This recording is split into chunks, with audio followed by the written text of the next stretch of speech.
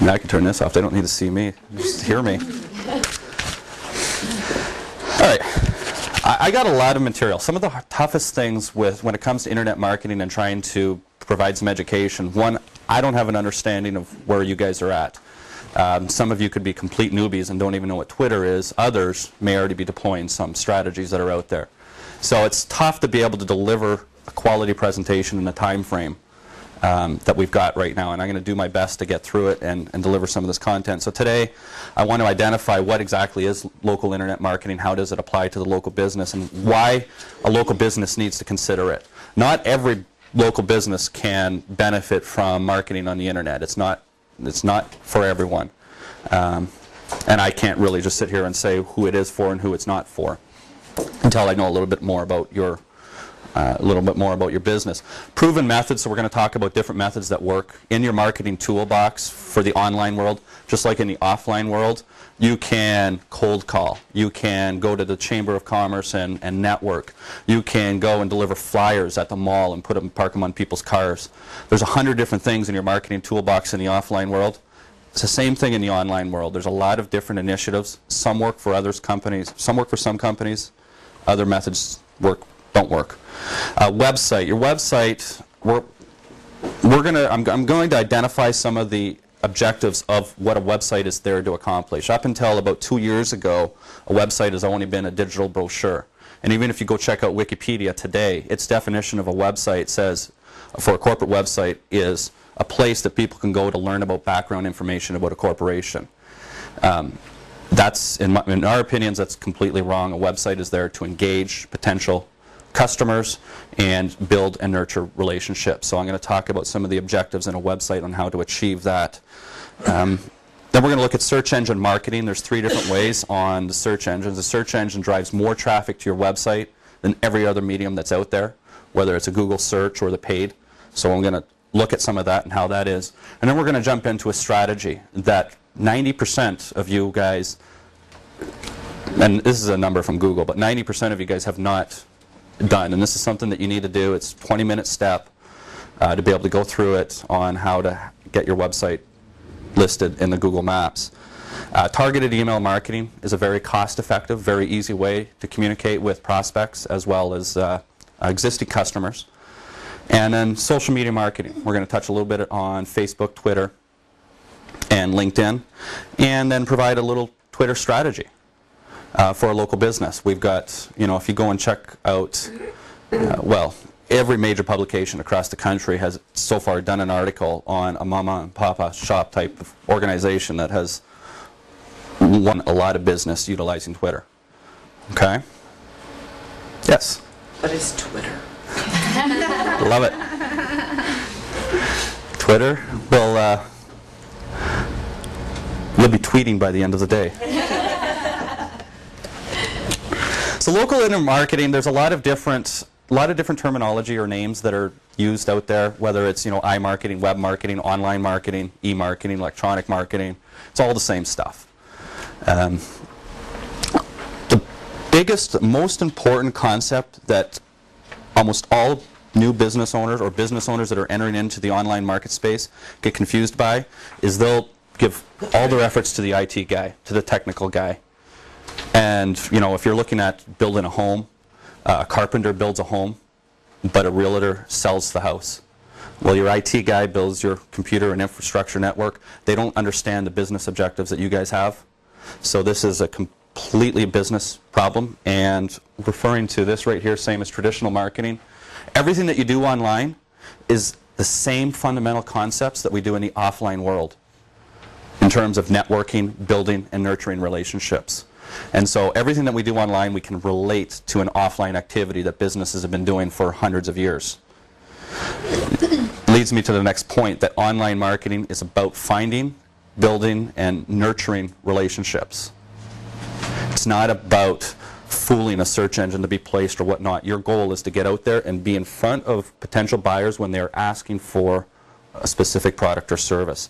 So there's a lot of misconceptions as to what can be done in what we call an ethical manner or an unethical manner.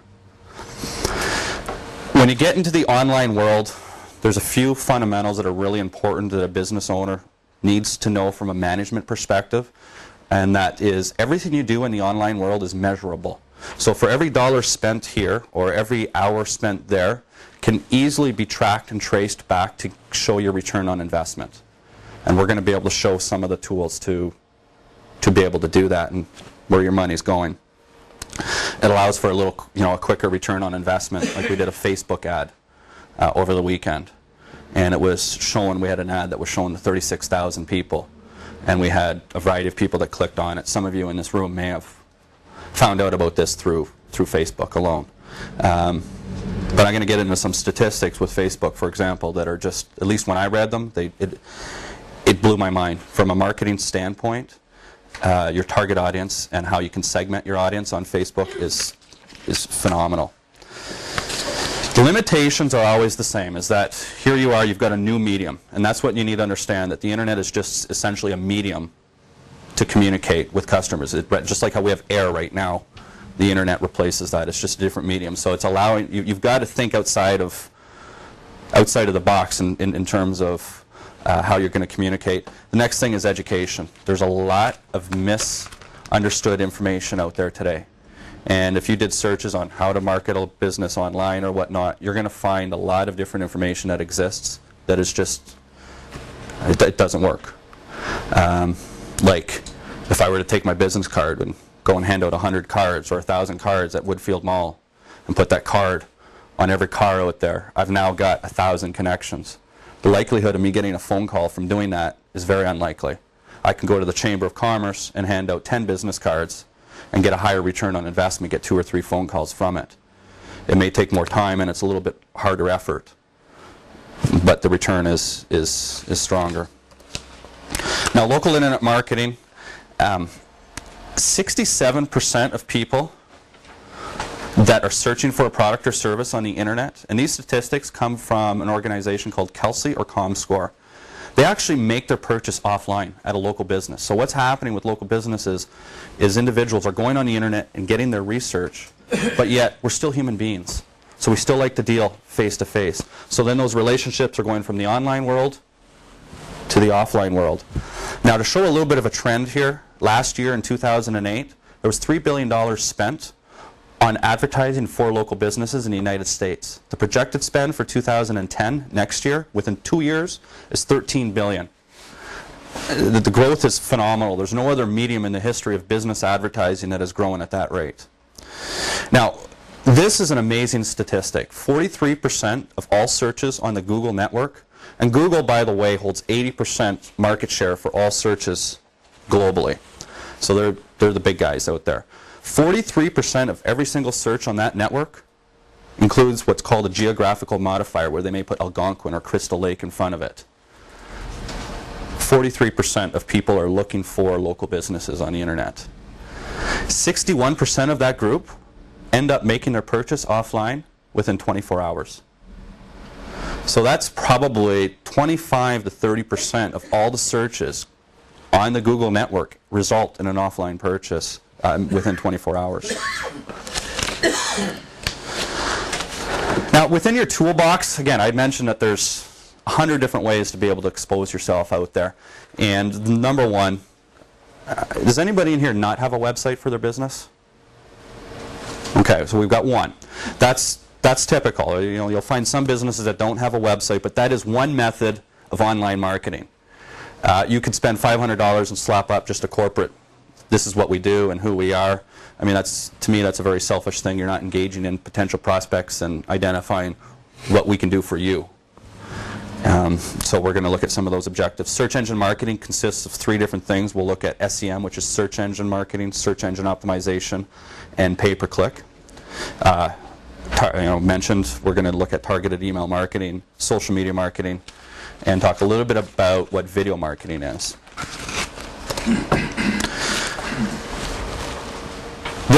When I talk about websites, I can speak for 3 hours on educating what are some of the objectives of a website for a local business, and I've got to cut it down to 5 minutes. So some of the most important things that any business website needs to understand: who are you speaking to? People tend to think that I'm only speaking to prospective customers. The fact is, every local business typically will have 4 different potential audience groups that you guys can speak to. Potential customers, existing customers, there may be potential employees as a recruitment tool. You may have partners, agents, suppliers, vendors. There's different ways that you can communicate with them to strengthen those particular relationships. But the most important, obviously, is prospective customers. The fact is when somebody comes to your website, you can't think of a website as one entry point and then it spreads out to a bunch of pages. That's not how it works. A website is a collection of web pages. And each web page delivers a message to a specific audience that you want to speak to. So, for example, you're taking your prospective customers, and the next point here, always achieve the call to action. 98% of people that go to your website leave and never come back. You've got to somehow capture their information. At the very least, if you're able to capture an email address, well, then you're now building a database to market to them via email. I assure you, email marketing is something that's very, very effective if it's done properly, and we'll get into that. Just like your website, it's not about us. It's not, this is what we do and how we do. Email marketing is about offering value to your readers. So you may have a group of prospective customers that you send out a monthly marketing message to. You may have a group of existing customers that you send out a marketing message to. In the case of Buffalo Wild Wings, there may be opportunities to offer coupons to customers that have already come in to be able to get them to come back. You may offer some sort of incentive to bring in a friend and get half-price meal or something of that nature. When I say don't reinvent the car, there's a lot of websites people want to be able to have something that's flashy and whatnot. You guys are either in a business-to-consumer or a business-to-business relationship. The fact is you're still a business and you're still selling something. You've got an objective that's on there. Now, if I gave you the keys to my car, most of you could drive it. The steering wheel's in the same spot, the gas pedal, brakes are there. The gear shifter's got a couple of different locations that it may be. So you're going to be able to drive the vehicle. When you start to play with the little things like the windshield wipers and the radio and the heat, you're going to get confused initially because you can't navigate around the car. You haven't been there. The way that relates to a website is you'll find some business websites that really try to think outside of the box in terms of navigating through that website. Don't veer away from that too much. There's 2 places that you would have navigation information. Navigation meaning going from one page to another. And that's on the right-hand side, left-hand side of a website and the top of it. You'll see some people that use some really weird flash things and try to make things pop up.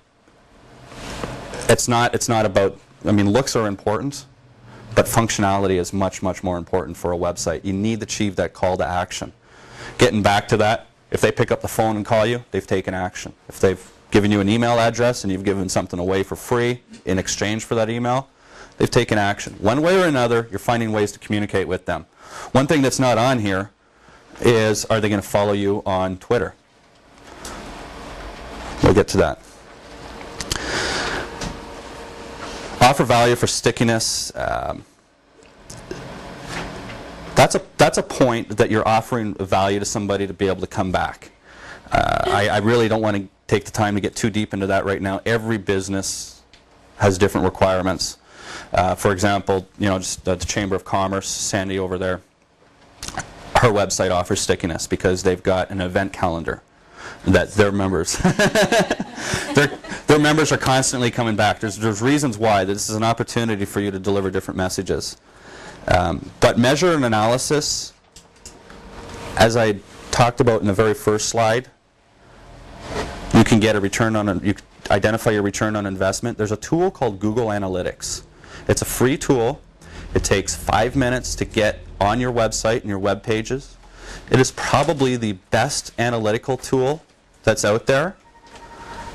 Every website has got to have some sort of analytics on it, and every business manager, in my opinion, should understand what those numbers mean. For example, where is my traffic coming from? This tool will tell you where it's coming from, what keywords people use to find you. It will tell you the path that they did on their website. It will tell you the exit pages. So there may be one page on your website that people get to, and then they're gone. Well, you're losing the call to action on that page. You may want to improve that page. So Google Analytics is a tool that's going to help you do that.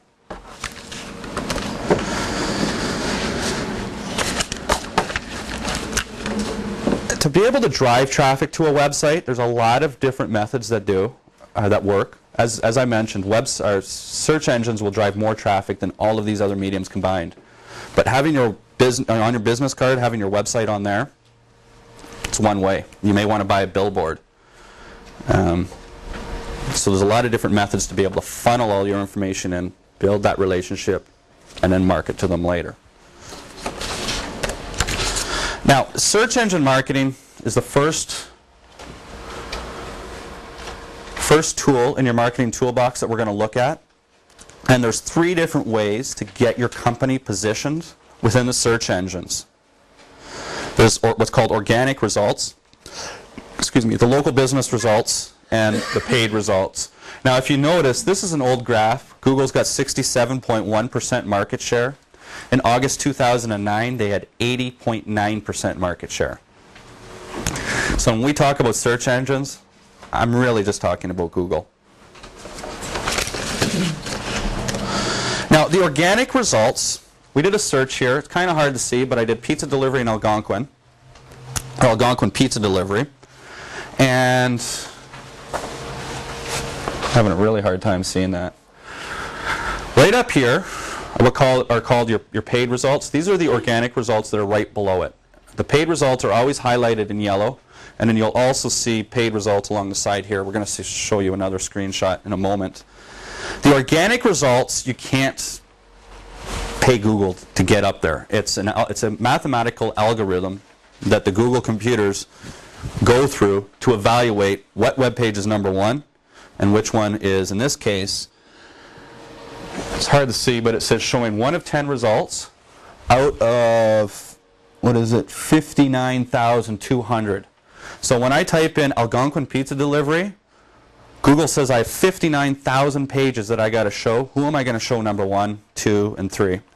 Now, to be found in some of these results, there's some benefits. The click-through rate in organic results, 80% of the users that go to Google and type in a search, 80% of the time, users are going to click on the organic results. When you have a listing here, you're going to get a little bit of a higher trust value than being listed on the paid results. There's benefits to both, so that's what I'm just trying to identify here. The trust is that us as consumers, we now know that these are paid advertisements. We're learning that you can't pay for these, so we have a higher trust value. We actually trust Google. There's studies that show that there's a higher visitor value. What that means is if you're getting traffic to your website from here as opposed to here, the visitor value or the value of the potential customer tends to be a little bit higher, and I think that's because of the trust factor that's involved.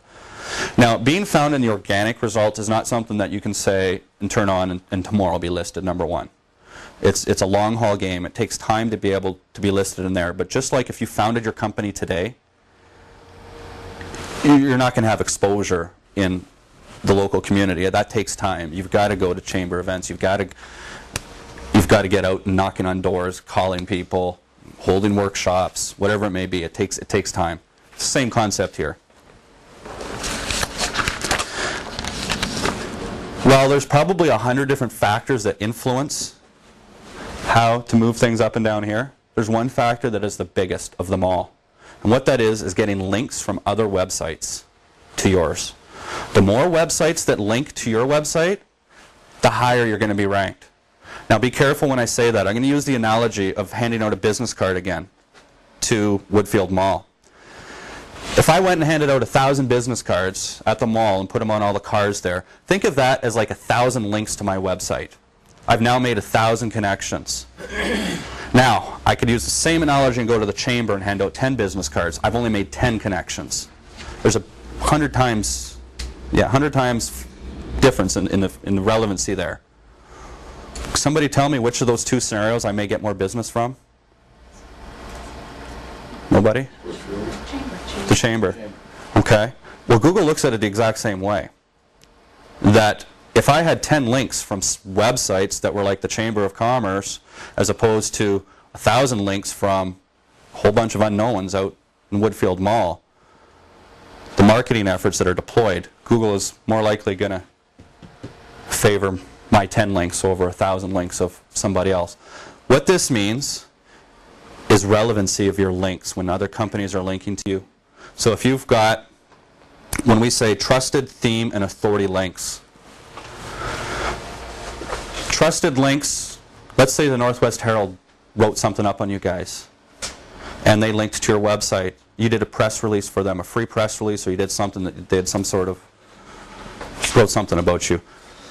Google knows that that's a trusted media source. And so Google looks at that as an endorsement of your company.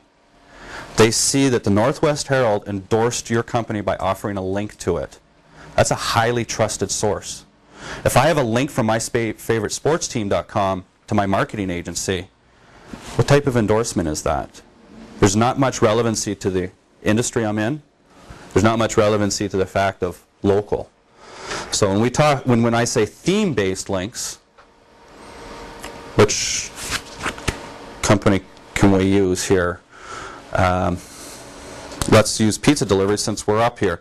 I would want to be located on directories that say I'm about pizza. I would want to be maybe on a Facebook group that talks about the love for pizza. If you're on different types of sites that are theme related to your industry, those are links that are more relevant. Okay? The last one, transparency and exposure. The whole game of being found in the organic results is ultimately just exposing your company out there. Getting exposed on as many relevant sites as possible. The next results are the local business results. This is new, and this is really big to local companies. This is evidence that the search engines are really trying to localize their efforts. And now, when you type in this example, we typed in just courier service. We didn't even put Chicago as the geographical modifier. Google knows where you're located based on what's called your IP address, and then it shows me 10 results for courier services in Chicago. This is something that they built in 2006, but April of this year, when you just go to google.com and you type in flower delivery right now, not even in Algonquin, Google's going to show you 10 companies in Algonquin that do that. Well, 1, 3, or 10. This is very relevant, and sometimes Google will decide to put these down here. Sometimes they'll put them at top. I don't have any statistical data on what the click-through rate is right now for locally based companies with local searches. But it's very important to be here. And one of the things I'm going to show you guys today is what you need to do to tell Google the right information to be listed here. And right now, 90% of businesses have not done this, so there's an opportunity for local businesses to capitalize real quick. And we'll show you that. This is a different algorithm as well as the organic results, so it's not just links that are relevant to get up here. The two things that are really important to know are something called citations, and a citation is merely just a mention of your company and somewhere else on the internet. The more people that are talking about you, the better it is, period. Whether it's a blogger, whether it's somebody in a chat room, whether it's somebody tweeting about it, the more times that your company is going to be mentioned, those are relevant citations, not just links back to your site. As important as that are reviews. Okay? The best form of advertising, hands down the best form of advertising for any company in the history of business is word of mouth. You can't pay for it, you can't get it. Now you can encourage some of your customers a little bit to push that word of mouth, but if somebody were to leave reviews about your company, I don't care if it's on a Google review site, whether it's Yellow Pages review sites, whether it's a Yelp.com review site, the more people that are leaving reviews about your company, the higher Google's going to trust. And don't worry if they're positive or negative reviews. There's zero relevancy today, even if they say that you suck. As long as they're talking about you. That's what's important. You look at the bottom here, getlisted.org. Take notes of that. They're in your handout as well. We're going to look at that in a couple of moments, why that's relevant. Pay-per-click. Beautiful thing about pay-per-click, within 15 minutes you can be listed. It's very, very quick. And these are the listings that you see. Sometimes they'll put 1, 2, or 3 up at the top, and then they'll put them down here. Pay-per-click is a means that, one, you can get up there real quick. You can also manage your budget very, very closely. You have a lot more control than any other methodology to market your business that's out there. It's something that you can hire a company to do. It's something that you can do yourself. Now, if you are going to do something yourself, I highly encourage you to get some education on how to deploy it. Over 50% of pay-per-click campaigns do not have a positive return on investment. And there's reasons for that. Basically, it's a bidding process. The more you bid, the higher you get. But there's also a factor involved that's called quality score. And quality score is something that is very confusing for the local business owner today as to what is this. What it comes down to is, yeah, I can spend more money to be placed right here. But this guy here and this guy here may have bid lower than this guy, but they have a higher quality score. Now, if you put yourself in the shoes of Google for a second, what this means in plain English with a quality score is that this ad gets clicked on maybe twice as many times as this one. So even though these guys here offered to pay 10% more, this one gets twice the amount of click-through rates. The revenue that Google is receiving is higher from this ad than this one. So if it's going to get clicked on more, then they're going to show it more. It enhances their revenue more. There are quite a few different things that you can do as a marketer to influence the click-through rate on each of these ads. And that's what affects the quality score. These are the skill sets that you can learn on your own. There's resources that are out on the internet today, or in turn, why you'd want to hire an agency to do it. Now, getting listed in the local business results. This is an actionable item.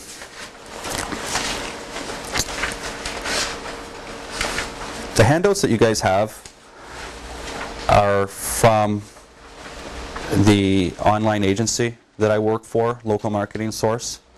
It doesn't have the actual steps in here. If you want this presentation, we are recording it, and you will be able to download it as well. So we've got some steps here. The first thing that needs to be done is, so if I got a little bit of time at the end, I'm going to go through this.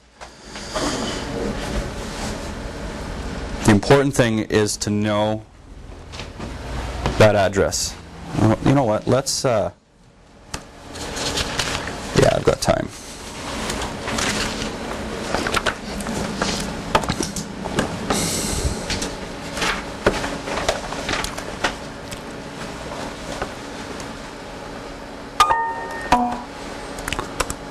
Just give me a second here, folks.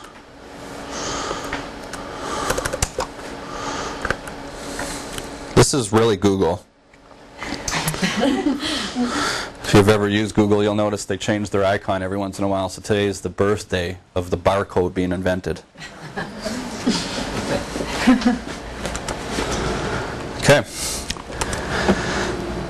In order to get listed in Google local business results, you need to have an account. So the first thing you need to do is create an account. Okay? It's really, really simple to do. Google.com, you just go click on the sign in here. Well, I don't have an account. So I'm going to go and create an account right now. Okay.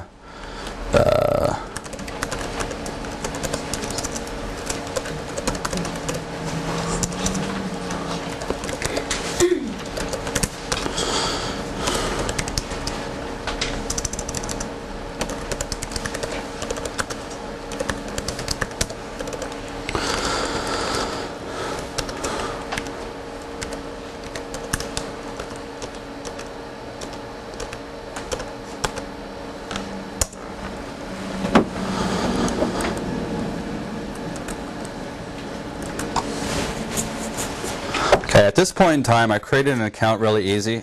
I'm not going to run over to the office to confirm this email address, but you've got to, what Google at this point is going to do is send you an email. You've got to click on the link. It confirms the account, which means the account is actually created. Okay, I went ahead and I created an account yesterday, and it's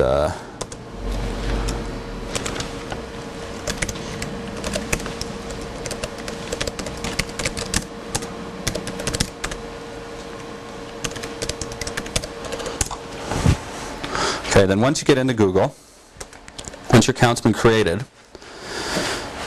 what you've actually got to do is take this address. This is something that's very confusing with Google to get set up. That's why I gave you this address specifically. So you've created an account with Google, then you go and put this address in your browser bar, and it's going to bring you to this page right here. Because I set one up yesterday, what you're going to see immediately on that page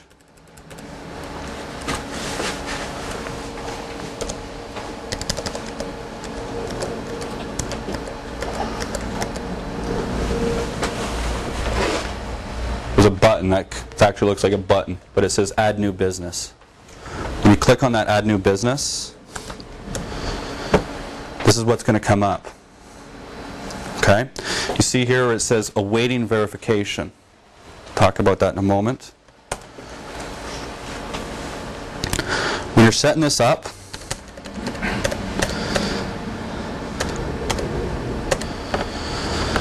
if you look at spot number 5 right here, and you're putting, the first thing you got to do is tell your company name.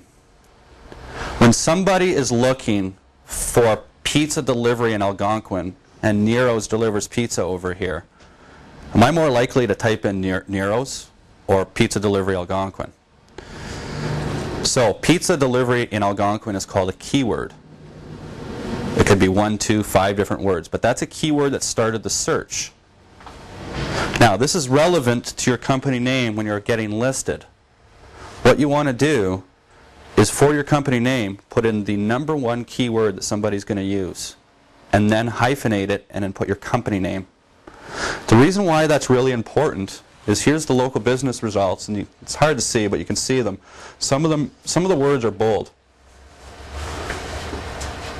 Those words that are bold are the words that were used for the keyword. When you bold text on Google's homepage, your click-through rate goes up. So if somebody types in Algonquin pizza delivery and you see Nero's Pizza and Mama's Pizza and all the other pizza joints, and then you see one pizza delivery in Algonquin, hyphenated, whatever it may be, you're going to get a higher click-through rate initially. So when you're setting up your company name in Google Local, do that. The next thing is a phone number. It's extremely important that anytime you expose yourself on the internet, to use a local number, not an 800 number. Google, for some reason, has decided that the trust value of a local company is higher with a local number than showing an 800 number. You guys are local companies. Make sure you're showing your local number. And I need to put the brakes on for a moment, because when we talk about measuring stuff on the internet, what if I had 5 different ads, and each ad sent somebody to a different page on my website, and on each page of my website I put a different phone number on there, so I know when people call me, I know what web page they came from. That's a way to track. I'm going to strongly advise against that. Google does not like that at all. There's going to be marketers out there that encourage that for tracking purposes. Google's got something what they call NAP, N-A-P, name, address, phone. That's your thumbprint, your fingerprint on the internet. So you want to streamline for every physical location that you have. You only want to expose yourself with one local number for each physical location, and that's it. Everywhere on the internet, that's the number that's used. That's what ties everything together. That's a very, very important key to all of this.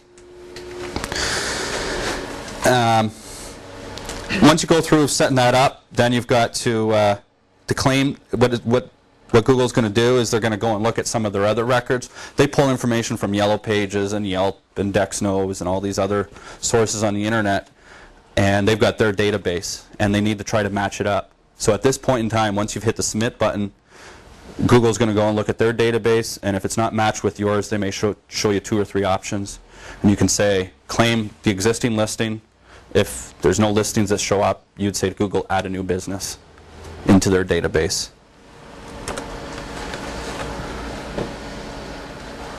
And then, the last thing, Google's got to verify that the information that you're telling them is accurate. So yesterday I told them, there's this company called Website Design CCS. There's their address. I've already got listings in there for our company. So I was able to see this listing and the one that I've already got in there. I don't want to proceed. But it's waiting verification. There's 2 ways that can be verified. You can have Google call you immediately and you hit and when you say call me by phone, they'll call you by phone within 5 seconds. Then they give you a 4-digit code. You put the 4-digit code in here. Your phone number is now verified. It's just like email verification. The other way that they do is they'll send you a postcard via mail. It takes 2 weeks to get, and they have a 4-digit PIN in there.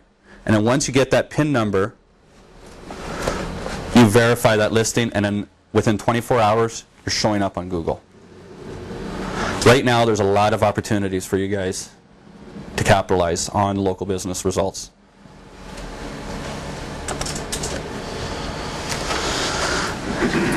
Shift gears to email marketing. Direct mail marketing has been something that has been around for a long time. Companies like Avon use it. Email marketing is just another form of direct marketing to prospects and existing customers. The nice thing about email marketing is it's very, very inexpensive. Very inexpensive to do. There's different delivery platforms that you can use to deliver your marketing messages. Do not use Outlook or a mail merge. Use companies like Constant Contact or AWeber. Constant Contact, there's maybe 100 of them out there. I'll recommend Constant Contact for the one reason. What Constant Contact does is they go out to the internet service providers like Comcast and say, listen, Comcast, we're a very legitimate business. We do not allow any spam on our email delivery system. We do not want you to spam out or filter out any emails that are sent by our customers. So Comcast trusts Constant Contact to pass it through their spam filters, which means Constant Contact has what's called the highest deliverability rate. 97% of their emails that send out get to the mailboxes of the recipients.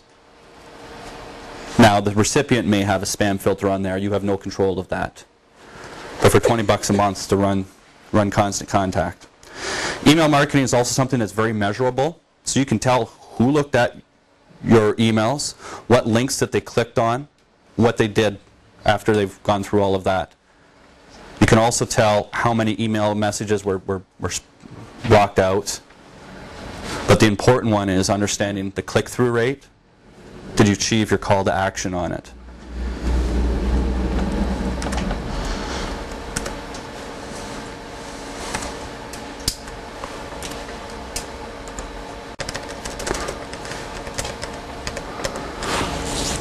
Oh, too far here. The CAN-SPAM Act of 2003 was also amended in 2004. We've all heard of the term spam when it comes to email marketing. We're not talking about buying a list of 10,000 messages or 10,000 emails and just blasting your community. That's spam, that's illegal, and you can be fined for up to an $11,000 fine per email spam message that you send out. Constant Contact makes sure that you're not sending spam out. You can't just go onto the Chamber of Commerce website and grab everybody's email address and then send it. Right now, the fact is every one of you guys have signed up for this workshop. You're on our email list. We are going to market to you guys via email. But in order to be compliant with spam, we've got to have a little button at the bottom that says get off the list. If you hit that button to get off our list and we send you another message, we're in violation. But the fact is what we've done here is we're trying to earn the right for your respect with this communication here. And as we send out our email messages, you're going to see that we offer educational videos and relevant information to you guys. We're trying to build that relationship. So email marketing is about building and nurturing these relationships. It's just another way for you to communicate. Social media marketing. This is all the buzz right now. The definition of social media marketing, anytime somebody ever talks about it, is real simple. All it is using some sort of social site, Facebook, Twitter, LinkedIn, Squidoo, there's dozens of them that are out there, using a blog. You've heard of Wikipedia. Using any one of these interactive websites for the purpose of sales, public relations, marketing efforts. Any one of those sites used in order to do that. Twitter, LinkedIn, Facebook, YouTube. They're all pretty popular sites right now. All four of those sites are in the top 10 most visited websites on the internet. YouTube, for example, was founded in 2005. By the middle of 2006, it was purchased for $1.3 billion. The company was 18 months old. Something's going on. A company like Twitter, well, we'll get to that. Number 2, word of mouth. Again, word of mouth advertising is your best means. What the internet is there to do is help drive that word of mouth. The next thing is conversational. You're having conversations on the internet. This was a confusing concept to me at first. What do you mean by conversation? But the nice thing about the internet is it is the most democratic medium in existence. Not like CNN and Fox and NBC that controls the information that's out there. Social media is controlled by everyone. Google, for example, has got a project right now and it's called 10100. And last year they had 156,000 submissions by people around the world. And the goal was, how do we improve this world? They narrowed that down to the top 15 ideas. And now if you go to Google, you've got the opportunity to vote on this. And what Google wants to do is make the world a better place. And one of the ideas that they have is world changing. What Google is proposing to do is create a government that is run by the people by utilizing social media. So what that means, any decision that government makes, there's no voting going in Congress. Voting has to do with its people. I don't even want to go down that path, but it's wild. So, social media marketing, Facebook. There's 800,000 people a day signing up to this website. I mean, almost 1 million people a day. If it were a country today, it'd be the 3rd largest country on the face of the planet. There's more people that are involved with Facebook today than people in the United States of America. It's phenomenal. Half of those people, 50% of the people that are on Facebook, use it every single day. This statistic, 45%, it's a marketer's dream. Half the people on Facebook are above the age of 18. 45% are above 26. 47% of the people on Facebook, and this is not MySpace, by the way. MySpace statistics are the tweens and teenagers. Facebook is a very professional organization. 47% of the people in that network make over 50 grand a year in their household. And the fastest growing group on Facebook are women between the ages of 45 and 55. The toughest segment for you guys to market, the toughest segment for anybody to market to is 18 to 34-year-old males. We all use it. Your buyers are there. Twitter, let's jump to Twitter for a second. Twitter is the fastest growing marketing medium ever in the history of business. It's very inexpensive because it's free. What Twitter is, it's networking. 80% of Twitter users today are doing it on their mobile device. I remember going to a conference 2 years ago or 3 years ago, and somebody was talking about mobile marketing. And I was ignorant. I was naive, and I shook my head. I said, why is this guy talking to my prospective customers? They don't need to use their phones and cell phones. I was wrong. I mean, by 2012, we're not going to have these things anymore. They're all going to be on our device. Our cell phone is going to go to our office, and we're going to plug it into a monitor. We're going to take it home and plug it into our projection or our big screen and use that. We're not going to have computers. They're going to be this little mobile device.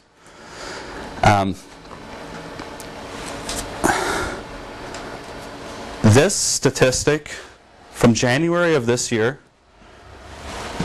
to August of this year, what that number is percentage of internet users on Twitter. 16% doesn't sound like a lot, but this is happening right now. The growth rate is like ridiculous. So I'm going to tell you a little bit about a Twitter strategy right now. We're all going to go out and tweet. I agree, whoever just did it. That would be me saying it.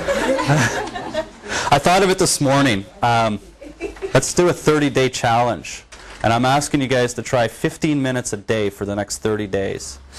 Do you need a special phone? No, you need a computer. You need internet connection. Anybody here play golf? Okay. One thing about golf, when I went out and I sucked at it, and somebody said, twist your wrist a little bit like this, and then I tried to swing, and I felt extremely uncomfortable. It felt like the weirdest thing, and I just wanted to go back to my slice. That's how this is going to feel to you. What you guys are doing is you're changing something, but once I got used to changing a little bit, I got comfortable with it and I started to understand it. What happens with Twitter is I hear it all the time. I don't get it. I don't get it. I jump on it. I spend 15 minutes a day for 5 days. I don't get it. Anything that's in business, you guys have all done stuff in business that has worked and failed, and it takes time to get better at it. Somebody that's in sales, for example, 20% of salespeople may bring in 80% of the business. There's a reason why that 20% does, is because they work and tweak each little area. So you're not going to get immediate success. This is a marketing medium.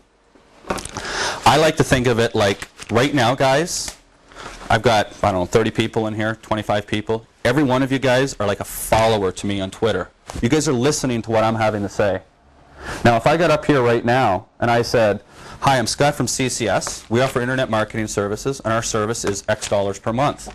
Do you want to buy? What would you say? I don't think there's anybody in here. That's not a quality means for me to communicate to you guys. I'm offering something of value right now, and this is real life. Twitter is the exact same thing. You're going to get followers that follow you, and you've got to be able to have communication with them. Now, take this meeting that we have right now. It's one way, for the most part, and then when this is done, we're all going to break up and we may network. Or I may go to a chamber meeting and I'll network, and there's going to be 5, 6 different groups of little conversations going on. And I can walk into one of these groups and shake my hand and start to network. And if I do the same thing, hi, my name is Scott, this is what I do, do you want to buy? They're not going to want to talk to me. But we engage in a little bit of conversation of what we call networking. May talk a little bit about the weather, the sports, all that kind of stuff. Well, what do you do? Oh, well, this is what I do. You guys are here to network. You guys go out and network. Twitter is the same way. It's just a matter of understanding what your goals are. So the first thing that I need you guys to do is create an account on Twitter, twitter.com. And I want you to do what's called listen.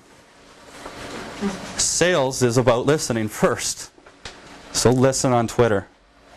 The way you listen on Twitter is there's a little tool there that you can do a search. Search for your name. Search for your company name. Search for your competitors' names. For the heck of it, search for Comcast. See what's going on with Comcast. I'm going to... Excuse me. All right, I'm good for time. Scott, this is a serious question. I'm hoping others are asking this. I jokingly asked about a phone, but when you say, listen, I mean, I've got an old Razor. If I understand the Twitter concept, it comes across your phone typically, doesn't it? No. You get your information through text messages. Twitter can actually text message you to let you know if someone personally contacted you. So the key word would be you have to text. Yeah. I'd stay away from that. Okay. I'd stay away from the term text, because text deals with what's called SMS on the cell phone, so I don't want you to confuse it with texting. I mean, my daughter texts, I don't know, 100,000 messages an hour. Don't confuse it with texting. It's not. Okay? What the phone is just a different medium to communicate with this network. A computer is another device that I use to communicate with this network. So someone can tweet to your computer. Yeah. Okay. Look at you, Sandy. Yeah. Am I the only A lot of this, you've got to get dirt. You've got to get in and get dirty with this to really get it. But listening, I just want to tell a quick story. Comcast, and I was looking to switch to Uverse, and I was upset with Comcast, and they just hit me one day. And the guys, and people in the office always laugh when I hear something. I go, oh, I got to go tweet that. Well, I tweeted that I was upset with Comcast. Within 2 or 3 minutes, they were listening that I tweeted this. They realized that I said something about them, and they said They sent me a private message saying, call this number. I called this number. Somebody actually answered the phone immediately. And when I talked to him, the guy was bending over backwards for me. He was trying to do everything. I had a problem with television, and I had asked to have my entire month refunded for television. He said, I'll tell you what, Mr. Gallagher, I'll refund you internet as well. And I was like, who am I talking to? You know, this is not customer service. It was a very different department. So Comcast has realized that I have a voice on Twitter. And I have 600 people that follow me right now. So when I complained about Twitter, I all of a sudden told 600 people, or complained about Comcast, I told 600 people that I wasn't happy. How can I do that any other way? So they paid huge attention. Moral of the story is, if you're upset with Comcast, complain on Twitter. This is a game. The internet, you don't hide. So, I mean, you've got to add a real picture up there. The reason for my hat, when you look around the internet and you find my profiles on there, this is a costume. This is a thing to recognize me. I mean, that's my face that's up there. We're real people on the internet.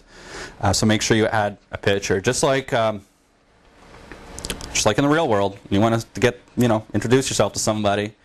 You're going to start to engage in conversations as you start to do this on Twitter. Again, don't be selfish. Talk about other people. You want to earn the right to a relationship. And anytime you're earning the right to a relationship, if you talk about yourself too much, you're going to turn people off. So talk about other people's interests. I know it doesn't sell your widgets that you ultimately want to sell, but again, you're not going to network groups to sell your widgets. You're there to build relationships. You can set up auto tweets. And I'm going to encourage you guys to follow our business once you get set up. I'll show you how to follow us in a moment. But talk about stuff that's local, that's neat. So our company has an auto tweet thing that goes, and one of the pieces of information that we send out, I had no idea that this hill right over here was called the Algonquin Hill, and it's related to something called the Algonquin Cup. And back in the early 1900s, car manufacturers from around the world would bring their cars here. People would all line up on that hill, and if the car made it to the top of the hill, it was deemed worthy by the public. So they won the Algonquin Cup. And then they would go and market their products in Germany and southeast of this country as winner of the Algonquin Cup. I thought that was pretty cool. So I want to tell locals about it. Interesting things. Sometimes through Twitter, when you talk to your followers, you can send links to events in your community.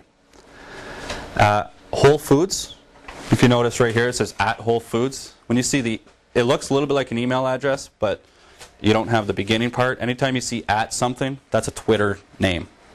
Okay, my Twitter name is @ScottGallagher5. So one of the people that I want you guys to start following is Whole Foods. And then every time they say something, you're gonna hear or read what they have to say. You're gonna see Whole Foods will frequently send out links to community events, and they do a very good job at it. Again, we're all people. And every one of your employees, if you have employees or yourselves, we're just human beings. And by humanizing yourselves, utilizing the internet, is something that strengthens that relationship with prospects. Home Depot is a company that does a very good job at promoting inside employee activities. Whether it you've got the guy that won the juggling event of the year, or we've been doing that with some of our email marketing. All of our customers, we do that with email marketing, and have gotten phenomenal results because it takes away from the red tape and shows you guys are humans. When you do talk and you do tweet a little bit, it's not all business. Again, networking events is not all talk about business. So talk about local stuff. Earn the right for people to follow you. You want people to listen to you. A few people will go out there, and I'll follow Cheryl, hoping that she'll follow me back. There's no value in having, this is not an ego contest on the internet. Some people have 10,000 followers. But there's really only 100 of them that really want to listen to what they have to say. I don't care if somebody follows me unless they really want to hear what I have to say, because I really try hard to add value to every one of my readers. So there's a strategy on Twitter that's, you can get this software. It's actually free. And anytime somebody follows me, I can set it up that my system goes and follows them back, or it will go out and randomly follow a bunch of people hoping that follow me. Stay away from that. Because the fact is how can you relate that strategy to what we've done in the offline world? You can't. I don't know where that's ever existed, only electronically. So don't do it. If you can't conceptualize it how you've done it in the offline world. Retweeting other people's stuff. I may have some followers that Cheryl doesn't have, and they may have said something very good.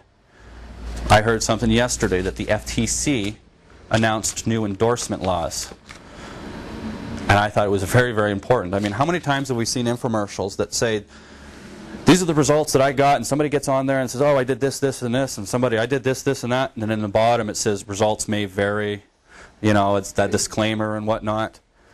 That's against the law now. They can't do that. They've got to go, the only thing that advertisers can do now and get up there is they can only show average results, not the peak results. So I thought that was big news for marketers. I retweeted what somebody taught me. In your company, you don't need just to dedicate one person. I mean, other people can tweet. Sometimes you'll hear something funny in the office that you laugh at. Yesterday in the office we were talking about I really can't remember what Mina. It was the funniest thing at the time. We just all howled, and I'm like, I gotta tweet that. Yeah, it was. It was like we were talking about age and understanding stuff with Twitter, and Mina, my project manager, out of the blue, kind of goes, yeah, GD's never got a massage before. Well, Nita wasn't there of how this was related. She's like, what? We're talking about age. What? Out of the blue, you just said something about a massage. Well, Mina had said because JD was young, he hadn't gotten a professional massage, and we thought that was funny, so I tweeted it. I had people that retweeted that, globally, because it was just the way it was put. It was funny, but I digress. Tools. There's 999 tools on how to use Twitter. A tool is a piece of software or something that allows you to interface. To use Twitter, you don't want to go to twitter.com. That's where you sign up an account. It's hard to manage everything with Twitter.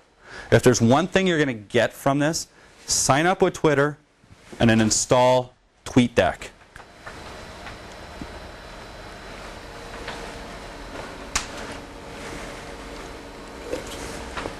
What that does is it just allows you to set it up. Once you get familiar with the interface, you're going to learn who's talking about what and what's going on. WeFollow and Twilio are two other tools that allows you to get into their network and search for potential buyers for your business.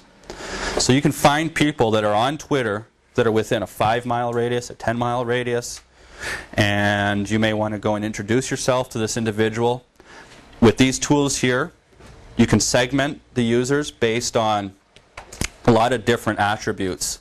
What profession they're in, what niche they're in, their age groups, their physical locations. And then you're identifying, okay, if I want him as a customer, I'm going to work hard to earn the right to him and her and this company. And then you'll ultimately start to build a strategy. Do not do this right away in your 30-day challenge. I'm going to say hold off a little bit, get familiar with the interface. But these are tools that you can go and say, hey, that's a great prospect. I'm going to send them a tweet. Say, hey, what's up? I found you on Twitter. You're hanging out here. How you doing? And you start a conversation. And the goal is to build that relationship using the internet. And then eventually bring that relationship offline.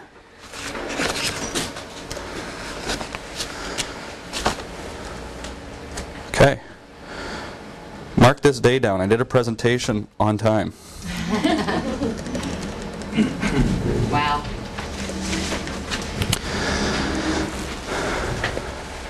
So, at @localbizweb is our Twitter feed for CCS. We'd like you to follow us, see what we have to say. And I just wanted to take 2 minutes. We're not, we promise we're not here to solicit you guys. But we do have something that Nita, my business development manager, is just going to take 2 minutes just to tell you about what we can offer you guys. No cost, moving forward. Are there any questions? Or let's take some questions after Nita. After my shameless plug? Your shameless plug. Yes, we would love the opportunity to provide you a free website assessment and online marketing analysis for your company. Mostly everybody in here has a website, and basically we will tell you if your website is working for you and why it may not be converting for you. In addition to also showing you some of your competitors and how they're doing up against you as well. Again, it's free. It takes us about an hour to prepare. It's going to take about 30-60 minutes to deliver, depending on how much we start gathering. One other thing too, if you look on the very last page that tells you a little bit more detail about the website assessment, just glance over it real quick. Scott will find that you're using Canadian spell check. So there's some interesting little things on there. So the first person who finds an interesting little blurb on there, I will deliver Tom's donuts to you. Okay? That's fun. That's a good idea, Nita. And the other thing too is make sure before you leave today, if I have not gotten a business card from you, to please give me one. That would be so groovy. And we will check in on you for your 30-day challenge. It's kind of like, how big is the sort of thing. That was my shameless 1-minute plug. What's a ganger? Yeah. Somebody gets donuts. Yay. Somebody gets donuts. Ding, ding, ding, ding, ding. Yes. I have a question about Twitter. Great subject. I use my mobile phone and I do a tweet, and I have widgets on my websites that pick up the tweets and roll through them. And then there's a setting on Twitter where you can just put your own information, or you can allow others to add theirs on there. If I allow others to add their tweets on there, then I'm just opening up my websites to have anybody's comments. Is that what we're supposed to do, to initiate conversation among the people that are following me?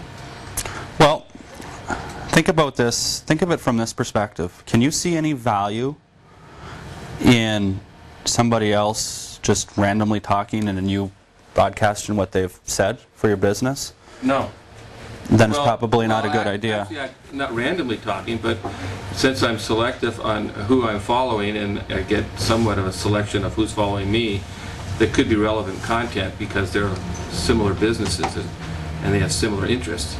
So they could be talking about things that one of them might be interested in. If you could only display and filter the tweets out that have a reference to you or a reference to your business, then I could see benefit in displaying those tweets on your property, I don't as you think it's described. possible to do that, though, with Twitter. I don't think you can filter. Is it all or nothing, either all your own stuff or shared? No, there's a lot of ways to filter. I just don't know this widget that you're talking about, because there are a lot of widgets for websites as well. But if there's a way that you can do that and only display information that's relevant to you, because what he's asking, guys, like if I got my website and somebody says something on the Twitter network, he's got a tool that will automatically display it on his website what they're talking about. In my blog, I do that as well. So in my blog, anytime I say something through Twitter, it gets shown up on my blog.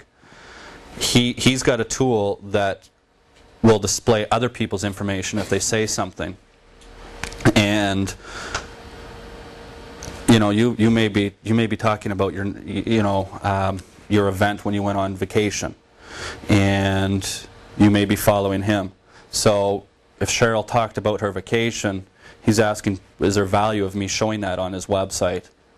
And I'm saying, no, there's no value in showing that unless Cheryl said, I went on vacation with so-and-so, and that happens to be him, then that may be relevant. That still humanizes a little bit, but there's a trust factor because, like how I complained about Comcast, if Comcast were to do that, they'd publicly be putting their laundry out there. Right. What if I retweeted what I thought was of interest that people are sending to me? Absolutely. Is that the way I can totally filter it? That's it. That's manual. That takes. Right now it's all me, and it's not supposed to be about me, but I'm controlling the content. Yeah. People are just reading about me, or my businesses. I don't want them to do that. Yeah, no. If somebody says something good about you, or even a good link that it doesn't even have anything to do with you, or definitely retweet it. Retweet it. So can you find something to retweet that's not one of your followers' comments? Tweetdeck. Oh, that's where you Yeah. find. Okay, great. Tweetdeck is a very, very good application. If you're not using it, it's the most widely used interface for Twitter right now, and it allows you to do amazing stuff. Cool. Yeah. Can you demonstrate like a tweet, how that works exactly? All right. Deck. This is not planned, so maybe people are complaining about us. You guys are going to see it. This is Tweetdeck.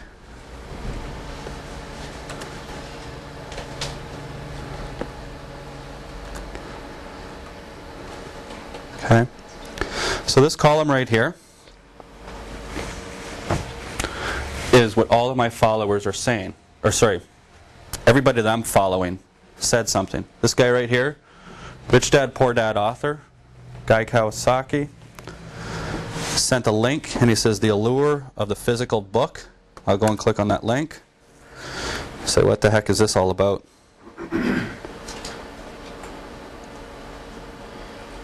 Did you get him to follow you? I'm following him. Oh, okay. I thought it's the other way around. So he's sending me to some text info. Not that relevant. See if we can find another one. This guy right here. I love this guy. This is Telman Knudsen. He's one of my favorite internet marketers out there. There's a picture of him and a picture of Sir Richard Branson. I don't know if you know who Sir Richard Branson is. He owns Virgin Atlantic. He owns Atlantic Records. Multi-billionaire from the UK.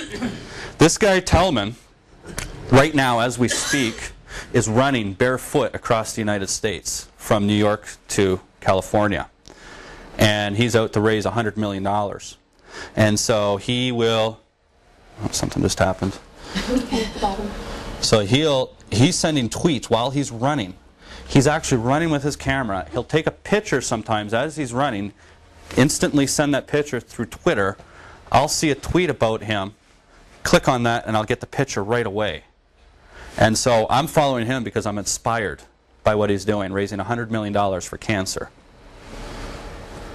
What's his name? Telman Knudsen. Tellman.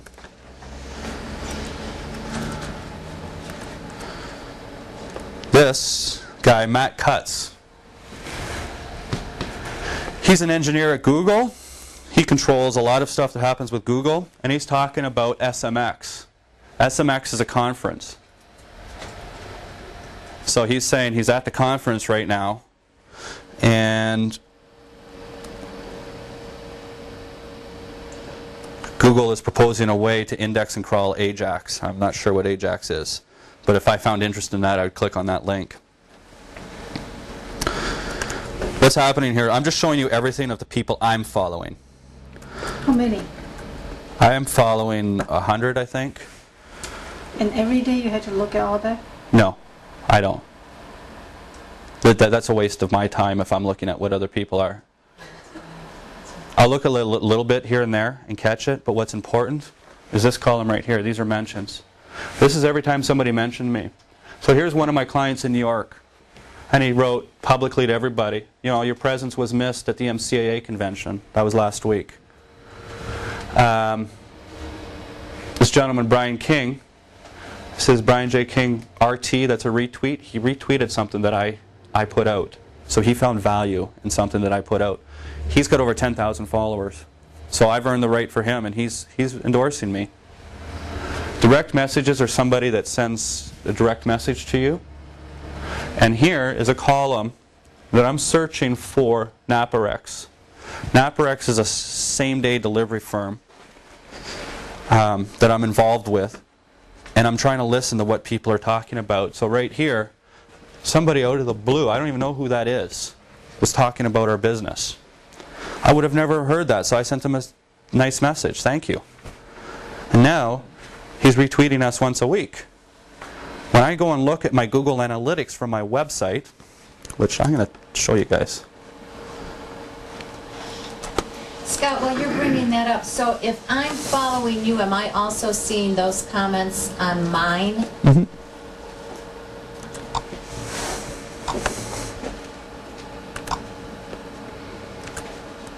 Seems a little overwhelming.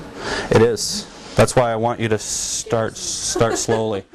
Well, if you've ever picked up the phone and cold called, or done any business-to-business sales, or if you've ever had to walk into a room and network for your first time, it's the same feelings. It's very overwhelming. I was scared to death. My first time cold calling, I spent 8 hours, and I got 8 business cards. I found every single reason not to do it. And I called my dad up the next day, and he's like, Scott, you got to get the cards, that's it. You know, you've got to get yourself out of the comfort zone. You've got to get those. Well, now I have fun when I do it. It's a whole different world. Yeah. In terms of your personal versus your professional, do you suggest, I understand the humanizing point of it, but would it be wise to kind of have 2 separate accounts in terms of what's getting tweeted to you personally for those people that find you versus your business?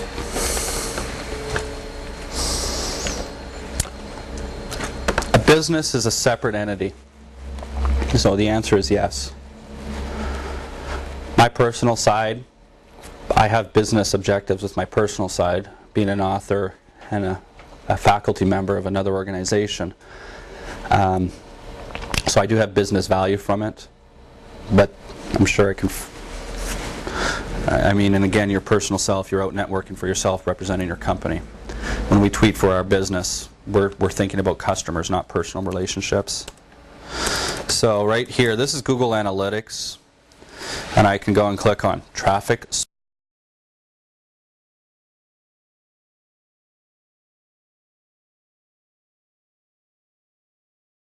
sources. How did people get to my website?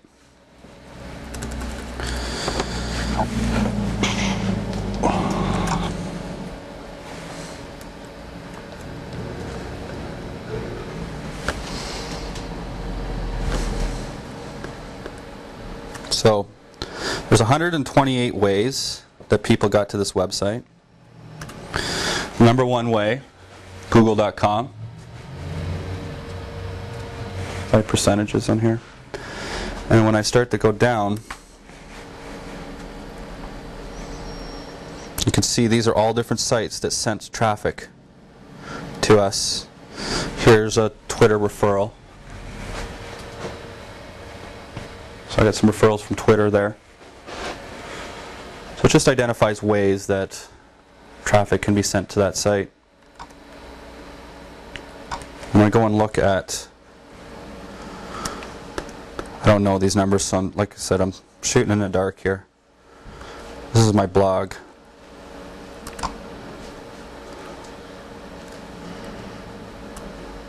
See, Twitter was the number 4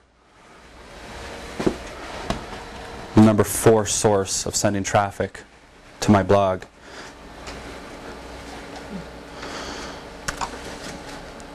Just for fun, I just want to show some keywords here.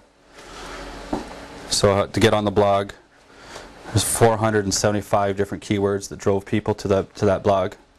The number 1 keyword, somebody types in local internet marketing. I think on Google, I'm sitting at number 2. So that sends people there. Another one, internet marketing for small business. It's actually ranking number 1 around the world for that keyword. So I can see how people have come to me. I found discoveries. When you're looking at keywords, you're going to find weird ways that people are finding you that you would never even would have thought of. Check this out. Just this is fun stuff, at least for me.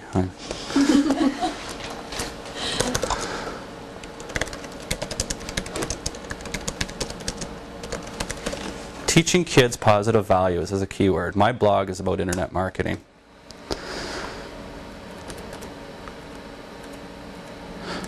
Yeah, see, sometimes you've got to practice before you do. Oh, there it is. It is there.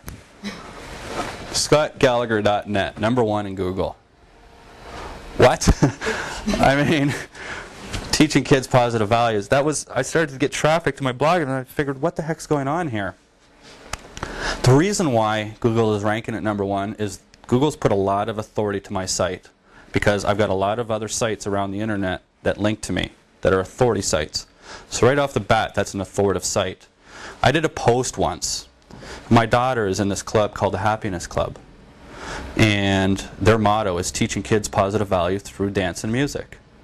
So for some reason, I don't remember why, I did a post on it. I related it to internet marketing by using some sort of analogy. Google went to my post and found it. And now when somebody searches for teaching kids positive values, Google thinks that that's the best site on the internet. It's not. But, you know, what am I going to do with that? Maybe I'm going to find a new opportunity, redirect people that land on that page to another teaching children's site that actually monetize it, and I can monetize that traffic. But I digress. I could show you some other keywords too that get you there, but it wouldn't be appropriate. Scott, have you had any problems with like viruses or any of that kind of stuff with Twitter? Because I was supposed to sign on, I was invited to sign on months ago, but it kind of scared me because I don't know anything about Twitter.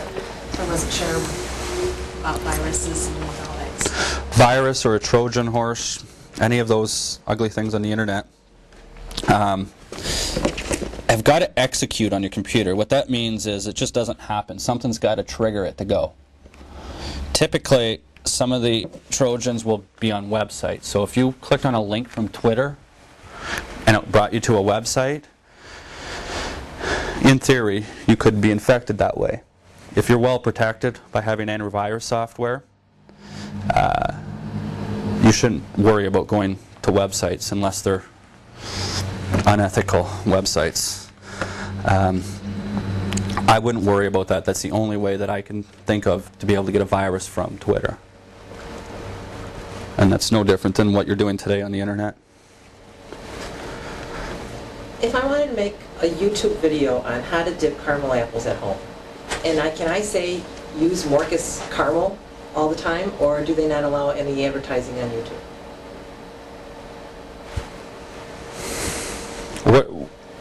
Who's this? Marcus Caramel? Morcus chocolates. Oh. And so we dip caramel apples. Mm-hmm. I know I wanted to tie a tie one time for my sons, and I typed in how to tie a tie, and it took me right to YouTube and showed me how to tie a necktie. Yeah. So I'm thinking, if you want to dip your own caramel apples at home, because we teach people how to do that, can I say use Morcus caramel to do this at home? Absolutely. Okay, and you can have Morcus shirt on, you get Morcus in the background. Yeah. Video marketing is another arena I didn't touch on. But for the first time in history, we can broadcast and get information out to people unlike any other medium that we've had. And YouTube is a very powerful tool to do that. And there's paid advertising that you can have pop-ups that come up onto the video. But that's, having that video on YouTube is very, very easy to get into a website. It's literally copy and paste. And if you have a video on your website on how to dip, that's going to help what's called your conversion on your website for people to take the call to action. So when you create a video on YouTube and it's a how-to type of video, at the end of the video or throughout the video at certain times, pop up your website right on the video itself. People have got to physically go and type it in, but you're advertising that to drive them to your website to get some sort of call to action. And then once you get that video on YouTube, you need that video promoted. You would post that on Twitter, say, come check out my new video. You would post it on Facebook, say, friends, come and look at this. You would maybe even ask friends to have it reposted. And so now you're driving people to the video through YouTube. You have the advertisement on there of morcuschocolates.com, and then you get people to your website, and hopefully they're going to take a call to action and maybe buy or follow you on Twitter that you can later promote promotions to or whatnot. So video is awesome. I highly encourage video in a lot of different ways. And you can link that straight to your website too, right? Like on your website, you could say, check out our YouTube video, blah, blah, blah, and it would link straight to that. I'm not quite sure I understand what you're asking. Like if you have a YouTube video up there, but you also have a website Yep. separate, on your website you could say, check out our video of how to do caramel apples, and then it'd be a link. You can just click on it and it would link straight to that. You can do that, absolutely. I would take it one step further. Let me find, you guys know any videos on the blog I can get right away? I want to say dancing. I was going to say, go on the blog, that revolution thing on there. Oh, yeah, okay. Go right on the blog.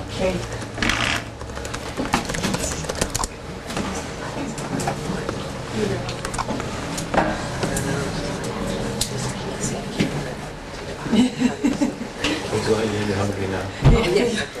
Come to our store. We'll teach you how to dip, or you just buy a whole Okay, here's our company website. There's a video from YouTube. And how do I put this simply? Nita is my business development manager, and she's not a programmer. She doesn't know code. She doesn't know anything. She managed to get this onto the website on her own, just by copying from YouTube. Once you do it once, it's super easy. So envision this being a video that's it's literally on YouTube right now, and we're pulling information from YouTube just to show it on our site. And you see the YouTube logo at the bottom.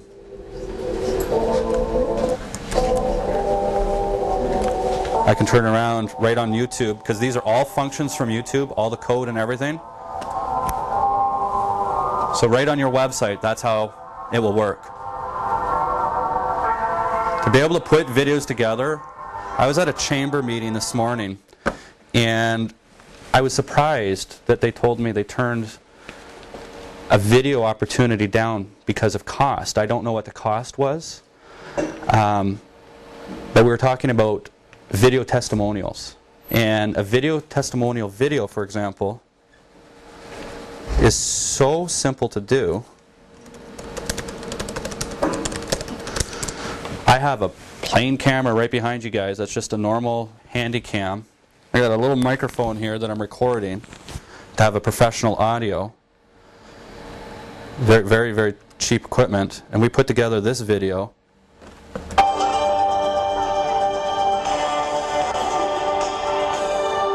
It's just a testimony. My name's Rob Johnstone with Priority Express Courier in Philadelphia, North Jersey. Scott and CCS have really helped our business from a web presence standpoint. Okay, so big sales effort, but you know, when you start talking videos, guys, it looks pretty professional. It was all done. I did it myself, actually, and I don't have any video expertise. But that adds a lot of credibility for a small business when you get customers that are talking about you through video as well. We've embedded it. It was really simple. You wanted to do something like this for yourself, you need a video camera, and that's it. Once you get the video camera, you create the video itself, you upload it to YouTube, and it's that easy. I get it now. It was me he was talking to this morning. So, $1,000 for somebody to do it. This microphone was the key thing that really made things sound professional, not the tingy thing that a normal camcorder has. But it's very, very inexpensive. So yeah, start thinking about video. You had a really good idea. And I would create a series of those over the next year. Well, we started holding like little classes, and we had 18 people come to the first class, and every month we're going to have one. And that was a perfect one. That could easily be done. Well, what we're doing right now is we're recording this. And what I'm going to do is, on our website, you see where it says newsletter sign up? Right here. In order to get this video for free, you got to give me your email address. You give me your email address, guess what? We start marketing to you. So, I'm also creating a product right now with this seminar.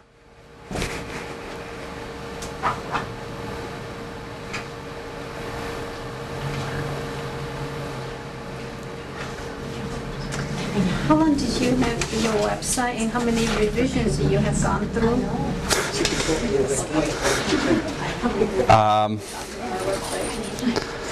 How long has this site been live, Shayna? A year? 2 years? Not even. No, Mina you were involved with it, right? About a year. The site's about a year live. They say that the average business should be updating their website every 3 years. That's the rule of thumb. And a business owner should budget for that every 36 months. In talking with a lot of businesses, people are trying to decide between Facebook and Twitter and all of that. I mean, are there certain industries that make more sense for certain social media, or is it get out there everywhere, or choose one? Because time, I mean, like, you know, time is an issue that can become out of control in terms of industry to media. Okay. The best way to answer that is, again, go back to the offline world. If that business can succeed in the offline world by networking, then it's a business that could benefit from utilizing social media. All of them, or choosing one? Facebook, Twitter,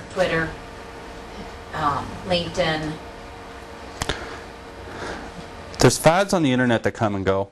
Who knows what's going to happen? MySpace 2 years ago was crazy. Now they're going down. Microsoft was the largest company on the planet. They're going down. These companies are going to come and go. I don't know what's next, but the lesson here is something. Be involved in some sort of communication. So that's the short answer. The long answer is they all work together. Okay? I've got a fan page on Facebook, and I communicate through that. That's one way. I've got LinkedIn is a very professional network, a very high-level professional networking site. So I'm dealing with a lot of CEOs on there. Facebook, I'm dealing with friends and family, old acquaintances and salespeople. So I really can't answer that without understanding what the objectives of the business are. Now with Facebook, you can only have one Facebook site per email address? According to Facebook's terms and conditions, you as an individual are only allowed to have one account. But what if my business and my personal email are the same? Businesses cannot have accounts on Facebook. What you have is a business has what's called a fan page. So a fan page is attached to an individual. Is that what it's called, Christy? Fan? Yeah. So you have to create a fan page for the business? Because my business partner / fiance has Facebook. She's on it all the time, and the people that she's contacted, it's personal. Can you open the door? That's loud. So I told her to Shady, plug the business too. Yes. So I have to create the fan page because now that she has one created personally, can't do anything with the business versus create a fan page. I mean, Is that just, she just short stories me when people are telling her stuff on Facebook. Is that something right on the home page? Or her home page, or would you have to go to? you've got a lot of control on what people can see and can't see. Right. So at first, there's a lot of, you do want to control some of it if you're going to be utilizing Facebook for business purposes. You can block people because I have my business on my Facebook, and I won't allow, if people start putting stuff that I don't want on there, I take them off. I just delete them. Well, you have to, because you have to control what that is. If it's inappropriate, you don't want other people seeing it. Well, because she can accept, obviously, a friend or not. Is that the same thing when you create the fan page? Or because she has accepted so many people as a friend, those friends now can go right into the fan page? Or is that separate? It is separate. Is it? Yeah, a fan page is is a separate entity on there, and it's not just for friends. You don't have to be a friend of you to be a fan of your fan page.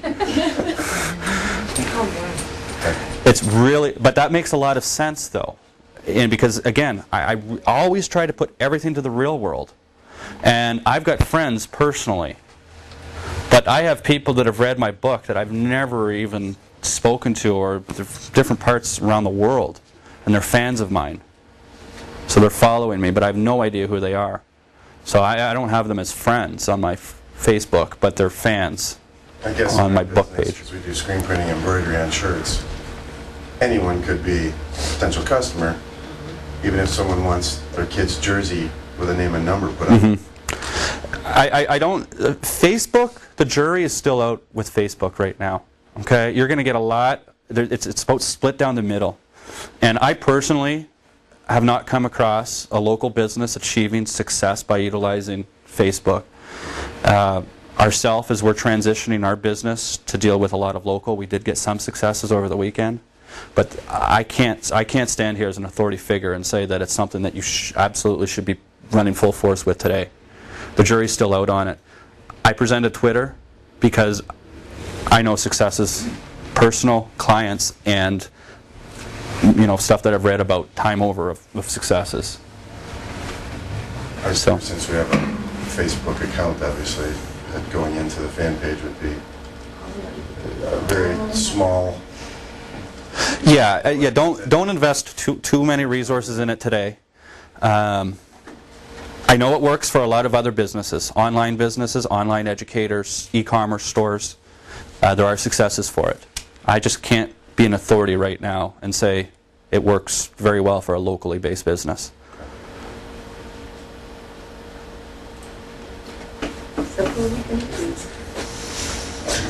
How did Twister make money? Oh, Facebook. How do they make money? Yeah, how can they survive or support that kind of Advertising. Who's going to tweet first? people put advertise on their website? Like Facebook has got almost 1 million people that sign up a day. Right. Me as an advertiser wants to spend money to Facebook to advertise. That's where they make their revenue. Just like Google. Everybody eats. So they put on their website. Yeah.